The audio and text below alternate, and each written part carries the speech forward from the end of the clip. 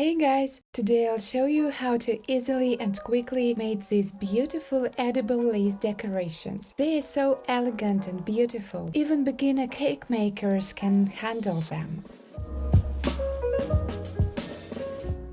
You'll only need two ingredients, wafer paper and water. We often use wafer paper in cake decorations for making flowers, butterflies, sails. There is usually plenty of scraps left over, which is what we mainly use to create the lace. Simply transfer the scraps into a tall glass, pour in room temperature water and let them soak for 5 to 10 minutes. I've written down the exact proportions for you in the article on our website. I'll leave the link in the description below the video. I've also mentioned what wafer paper we use and where to buy it. Next, we blend the mixture until it's smooth. At this stage, you can add any water-soluble food coloring if you'd like. We'll demonstrate this process a bit later. The blended mixture ends up slightly viscous, resembling something like paste. Now, on to the next, most interesting step. You'll need a pan with a thick bottom and non-stick coating. Start by heating it over high heat, then reduce to medium. Pour in about 2 tablespoons of the mixture and spread it evenly across the pan using a silicone brush or spatula. Initially, the mixture may slide around, but as the water evaporates, it will start to stick, forming a lace pattern. This is where you need to be more careful. Try to distribute the mixture evenly across the entire diameter of the pan with light, barely touching movements, just like this. Using a brush makes this a bit easier, as it's softer and more flexible. We wait for the lace to dry a bit and start to detach from the surface on its own. Then we gently lift it with a clean spatula and transfer it onto parchment paper or a silicone mat.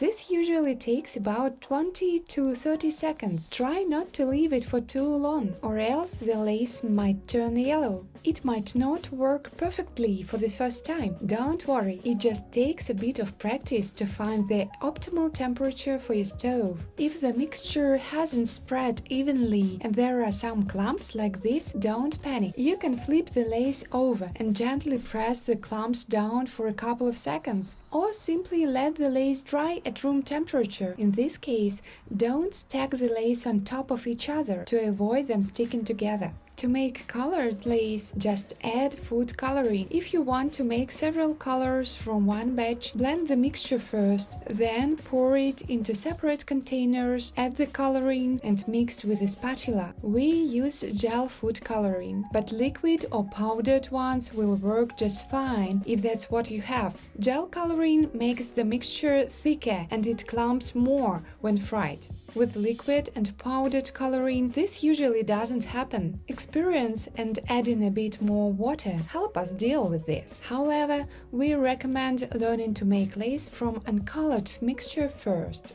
We always color black lace using dry food coloring because it's more concentrated. To help it disperse better in the mixture, we simply blend it. Black lace is our most requested color, as it's currently a trend. The flexibility of the lace depends on the humidity in the air. In the summer, they are naturally flexible, as you can see how beautifully they bend. In winter, they are quite brittle, but it's easy to fix. Take a spray bottle with water and lightly mist the lace. Set it aside and leave it for 15 to 20 seconds. During this time, the lace will soften and remain flexible for about 5 to 10 minutes. That's enough time to shape it however you like and fix it in any position on the cake. You can store lace for a long time in an airtight container. Remember that lace, like any wafer paper decoration, is sensitive to moisture.